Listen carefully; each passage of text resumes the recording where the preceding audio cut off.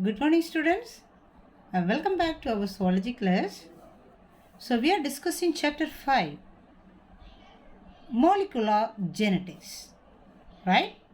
And today we are supposed to discuss the topic is mutation and genetic code. Okay, so regarding this genetic code only in the previous class we discussed, right? And the salient features of this genetic code and where is it located and what is this, the process of this genetic code, right? So the genetic code is responsible to produce this amino acids and this amino acid may synthesize this protein, right? So that is this nature of this genetic code and it will be as a triplet form, right? And here mutation.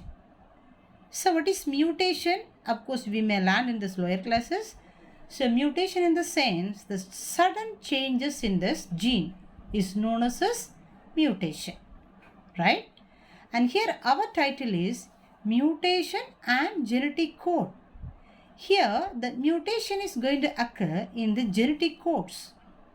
Okay, so where from this genetic code is formed? Of course it is formed from this bases of DNA or RNA. Am I right? So those things only we have discussed in the previous session, right? So the DNA consists of the nucleotides. So the bases are arranged as the nucleotides, right?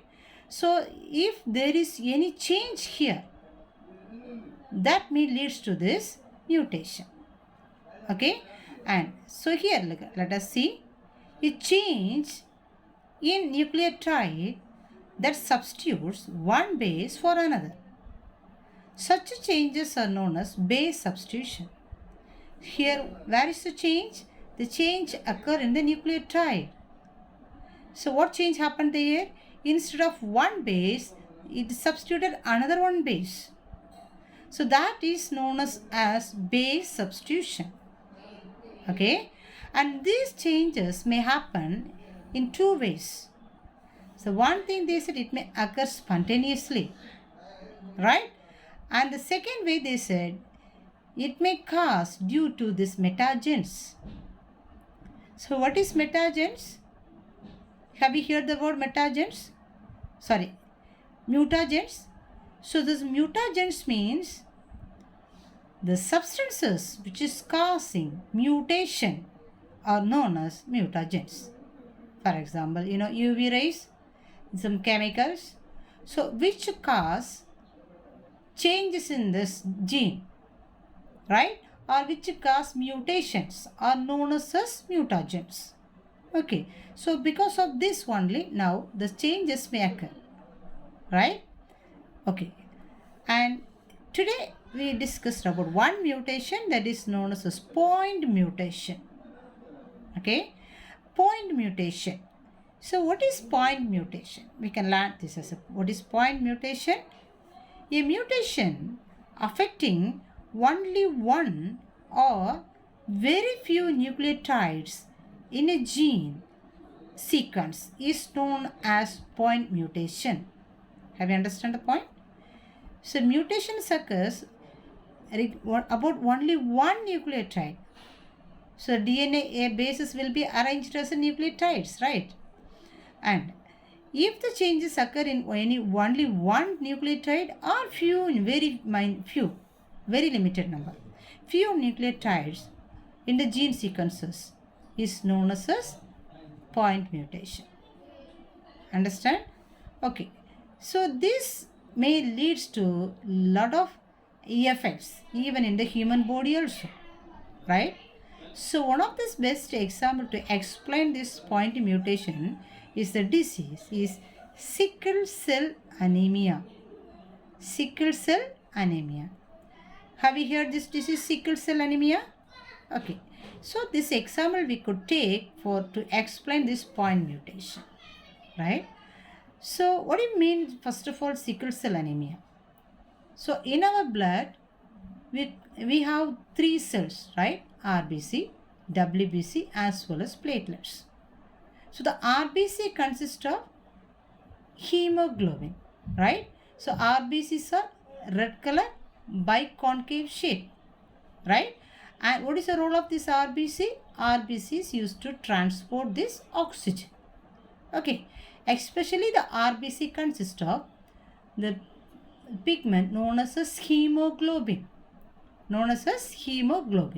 This hemoglobin only bind with oxygen, and this oxygen will be transported along with the bloodstream, and it is supplying this oxygen throughout the body. Okay, so that is the role of this hemoglobin, right? So if you take this structure, chemical structure of this hemoglobin, it's a simple structure I have given here for hemoglobin. So if you see this name, hemoglobin, if we split here, heme denotes as a iron, Fe, iron. Okay, globin is a protein, right? So heme is iron and globin is a protein. So this is protein. Okay, so if we see this chemical nature of this hemoglobin, the hemoglobin actually, of course, as we said, it consists of this iron substance plus protein substance. So protein means, what do you mean? It is a polypeptide chain. So what do you mean polypeptide chain? Protein is made up of many amino acids and it is linked with many polypeptides bond. Hence it is known as a polypeptide chains. Okay, so hemoglobin also one of the protein. So globin is a protein. So hemoglobin also one of the protein, but this protein is now attached with this iron. Is it okay? Okay. So if you see the structure, so this protein consists of 4 polypeptide chain. So if you see the structure of or the types of protein, we come to know some proteins may consist of the singular chain, or it may as a branched one, maybe will be there, right?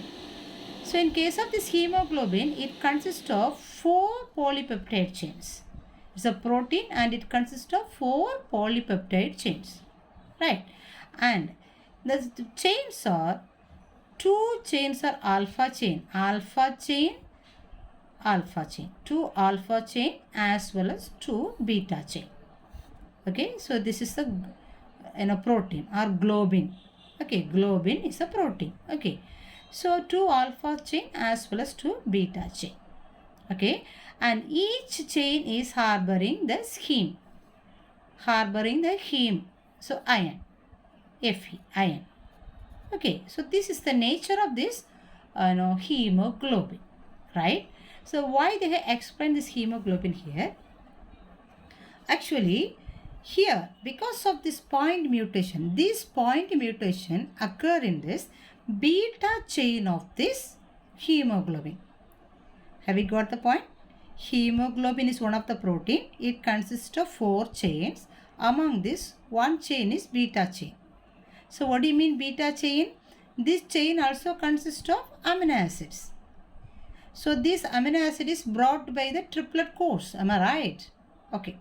So now there is a change in the triplet code which is responsible to produce this amino acid for this beta chain.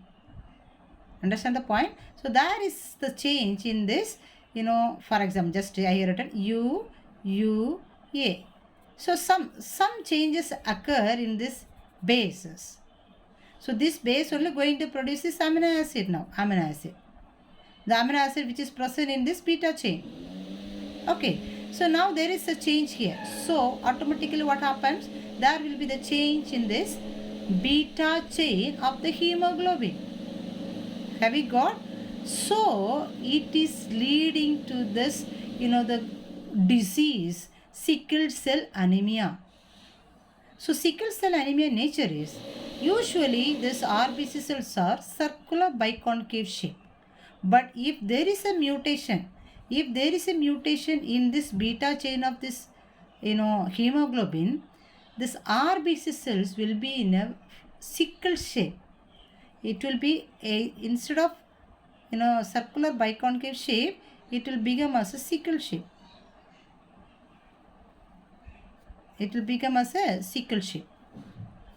So it is this, because of this shape, it is affecting this oxygen combination, and it is affecting this oxygen supply to the body.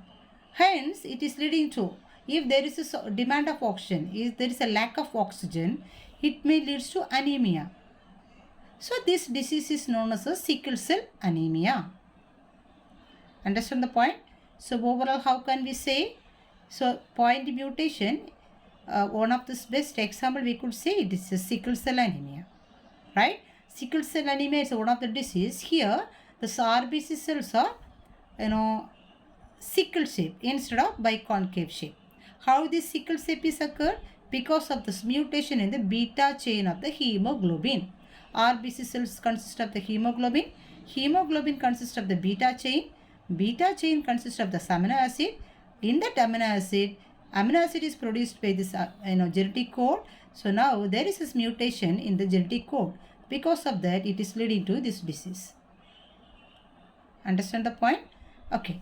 Now let us see where is this changes occurred in this disease. As we said, now just I simply have explained here. Let us see exactly at which place of this beta chain this mutation occur and how it occurs. Fine. So look at this picture for point mutation, DNA point mutation. So this is given in a textbook, page number 73. Right? Okay. So the first chain is given for the DNA strand, and it starts from 5 prime and it ends with the 3 prime. And here the genetic codes are given to produce these amino acids. Okay. For example, the first one, GTG, is a code. So this is responsible to produce this, amino acid valine. Okay. Then next one, CAC. So this is responsible for histidine. Okay. So here the genetic codes are given. Codes are given. As per the code, this amino acid also will be produced. So here the amino acids are valine, histidine, leucine, threonine, proline, glutamic acid and glutamic acid. So this is the arrangement of these amino acids for the beta chain of hemoglobin. So beta chain is one of the protein, right? So this is the arrangement of these amino acids. So here there is a code. As per this code, these amino acids will be produced, right? So this is the amino acid arrangement for this beta chain, normal beta chain of this hemoglobin. So if it's so, we will get normal red blood cells. It is circular biconcave in shape. Have we got? Now only this problem is going to occur here. Now let us see.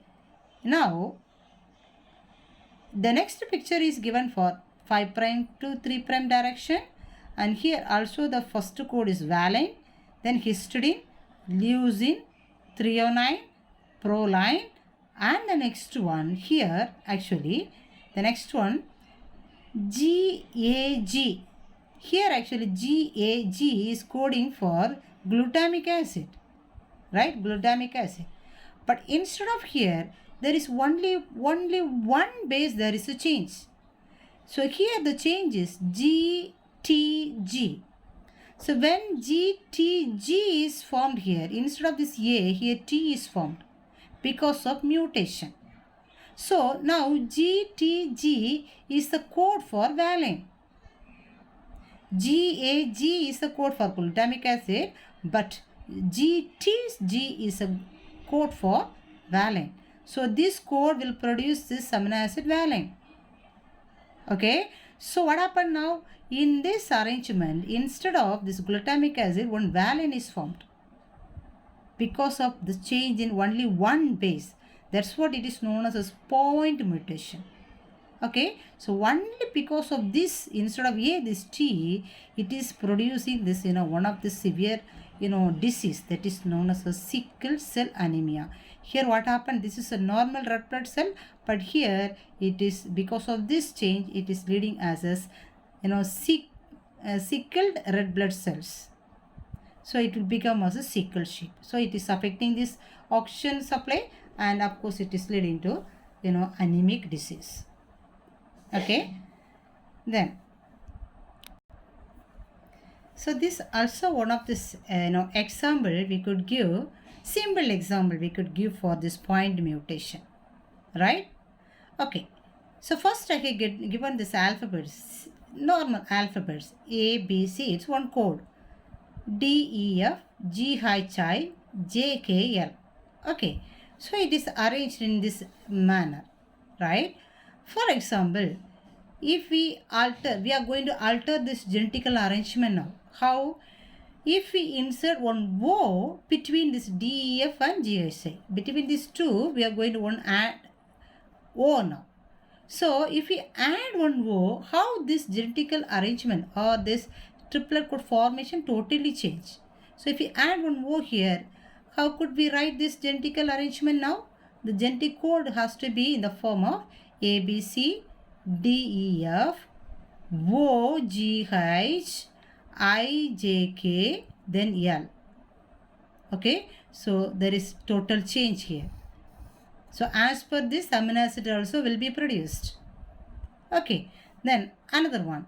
If we insert OQ in the same place, how this genetical arrangement will be there? A, B, C, D, E, F, O, Q, G, H, I, J, K, L. Instead of there, we have to substitute this genetic code here. Normal basis. Understood? Just to explain this, they have given with this alphabets. So if we insert any one or any two in any one of this place, the total arrangement will change. So the different kinds of these amino acids will be produced, and it is leading to formation of the different protein, and it leads to, even it may lead to the changes phenotypically as well as genotypically. Genotypically means genetical arrangement may change. Phenotypically means, of course, the morphological features also may change. Even because of one point mutation, even if there is one change in this one base also leads to such a vast changes. Have we got? So that is about this gene mutation, right? Okay. So the next topic is regarding this tRNA. Okay, so tRNA, already we said it is known as a transfer RNA. So what is the role of this transfer RNA? It is going to transfer the codes from this mRNA to this rRNA, right? So that is the role of this tRNA, right? And let us see this role of this tRNA and its structure. Fine. So this tRNA, we can say it is adapter molecule. Adapter molecules means it is going to carry this amino acid molecules. Hence it is known as adapter molecules, right? And let us see the structure of this tRNA. So tRNA, simply they said it is as, if you look at this picture, overall we can say as it's look like a clover leaf. So the structure they said it's look like a clover leaf like structure, or we can say it will look like a inverted L, alphabet L, right? Okay. Then, and it consists of, the structure of this tRNA consists of 3 arms. Can you see? It consists of 3 arms. The arms are D loop, or, so listen, it consists of 3 arms we said. So the arms are DHU arms, and next one is middle arm, so this arm. The third one is TZ arm, right? Okay. And in each arm consists of this loop, right? So this loop is known as amino acyl binding loop. So shortly it is known as a D loop, means amino acyl binding loop. Okay. And here in the middle arm consists of the loop that is known as, this is a loop, fine, and that loop is known as anticodon loop. Anticodon loop. Okay. And the third arm is the ribosomal binding, TZ arm, and it consists of this loop that is known as ribosomal binding loop. Okay. So 3 arms plus 3 loops are there. Okay. So this is a site where this amino acyl is going to bind. Okay. And it's this enzyme. it is to bind here. And this is the spot where this anticodon will be there. Okay, and anticodon means this is the codes against this, the codes which is present in the mRNA. Okay, then for example, mRNA consists of A, U, G, means this code here, anticodon will be A, instead here A will bind with the T and U will bind with this. Sorry, here it is. Here it is, if it is A, of course here what may form? A will bind with a U. Okay, and if it is U, here it is A. And if it is G here, here it is C. So this is the code which is present in this mRNA. And for this, here this anticodes will form. Okay. Then the next one is, it is T loop or ribosomal binding loop. This is the site where this ribosomes used to bind. And this site is amino acid binding, and this is a site where this amino acid used to bind. Okay, so this is the structure of this tRNA. So tRNA consists of 3 arms as well as 3 loops. 3 loops is responsible for 3 different functions. Okay, and this site, the first site is responsible to carry this amino acid. So it is known as amino acid binding site or amino acid attached, here they mentioned. Okay, so other than this one, it consists of one small lump here, that is known as one additional loop, actually it is, that is known as variable loop. Fine. So this is the structure of this now tRNA. Okay, so transfer RNA. So let us see what is this role of this tRNA.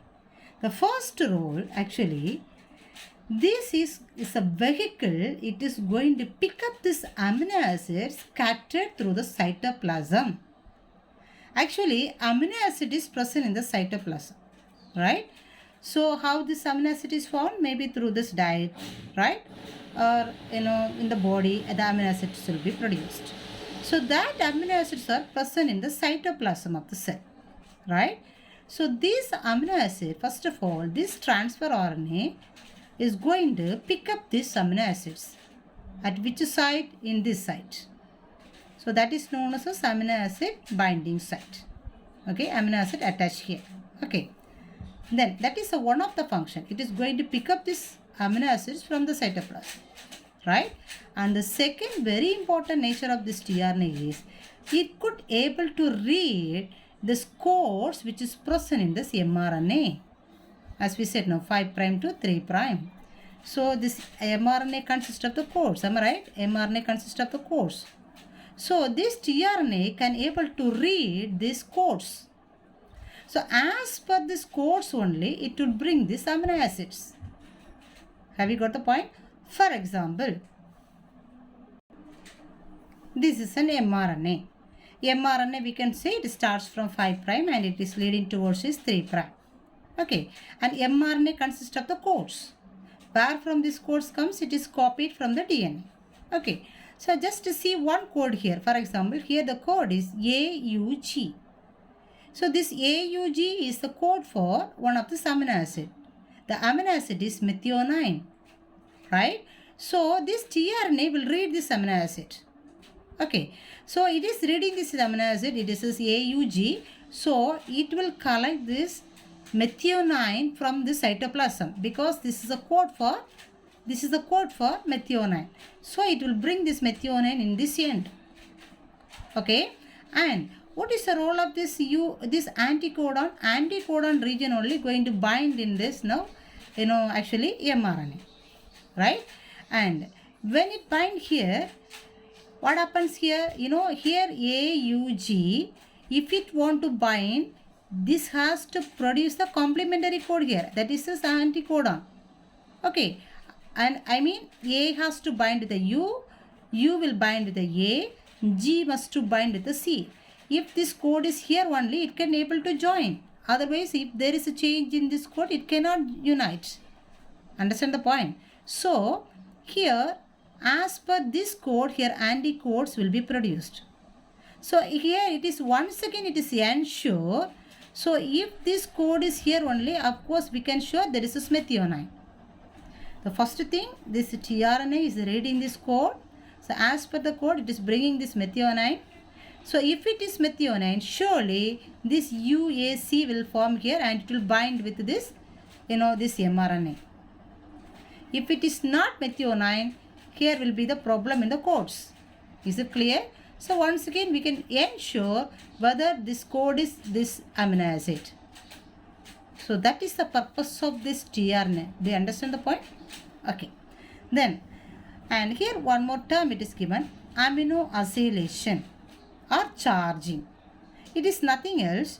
When the tRNA is bind with this amino acid, that the process is known as charging or it is known as amino acylation. Okay. Then, and if this tRNA is with this amino acid, that is known as either charged tRNA or this we can say amino acyl tRNA. Okay. So the process is known as amino acylation, and if this tRNA is with amino acid, we can say it is amino acyl tRNA or charged tRNA. Have we got? Okay. But if it is without this amino acid, we can say of course it is uncharged tRNA. Okay. Then for this purpose, for binding of this amino acid, what enzyme is used, that is known as amino acid tRNA synthetase. Amino acid tRNA synthetase is helping for the binding of this amino acid with this tRNA. Okay. Then 20 different amino acid tRNA synthetase enzymes is available. Why? Because already we said there is 20 different amino acid is available in the cytoplasm. So to pick up this each amino acid, this each unique tRNA will be used. So since 20 different amino acid is present in the cytoplasm, of course 20 different amino acid tRNA synthetase also necessary to bind this amino acid to the tRNA. Understand? So that is about this, tRNA structure and the role of this tRNA. So then if we learn about this translation, we can understand this exactly about what is the role of this tRNA. And when we learn the process of this translation, in this translation region only, mainly this tRNA will be used. Fine. So what is the role? Of course, it is collecting this amino acids from the cytoplasm and it is reading these codons in this mRNA, and it will attach with this, mRNA, and during translation process to produce this protein. Have we got? So we can conclude this topic here, and please go on the questions here actually. Genetic code. So in the genetic code you can learn what is a point mutation. What is point mutation, and give an example for point mutation will be as one of this question. Got it? So what is point mutation? The mutation affecting only one or few nucleotides in a gene sequence is known as point mutation. Best example we could give it is a sickle cell anemia. Okay, so that will be one of this very important question. Point mutation. Explain the point mutation with the proper example. So it is one of the question. Please go on this question for today. And one more question it will be asked regarding this structure of this tRNA. It's one of this very important question again. Structure of tRNA, symbol, and about this functions of or the process of tRNA. Right? So please go ahead with this question. So especially you have to learn two questions. What is point mutation and give an example, or the structure of this tRNA. Have we got? So please go on these questions and learn and write in a note and submit it in the school. Right? We will verify it. Clear? So in the next class we will meet with this next topic. Until that, please stay at home and do your works perfectly and pray very well. Alright? Thank you.